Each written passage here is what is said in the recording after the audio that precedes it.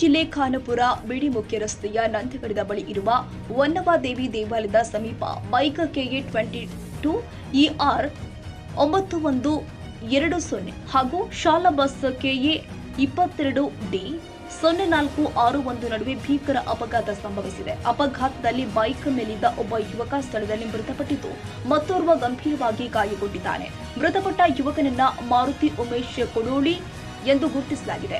ಗಂಭೀರ ಗಾಯಗೊಂಡಿರುವ ಯುವಕನ ಹೆಸರು ವಿಠಲ್ ಅಲಿಯಾಸ್ ಶಶಿಧರ್ ಫಕೀರ ಗಂಜಿ ಅಂತ ಹೇಳಲಾಗ್ತಾ ಇದೆ.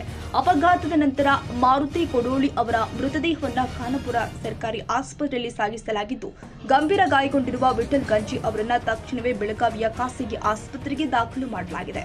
ವೈದ್ಯರು ಅವರ ಆರೋಗ್ಯ ಸ್ಥಿತಿ ಚಿಂತಾಜನಕವಾಗಿದೆ ಅಂತ ತಿಳಿಸಿದ್ದಾರೆ.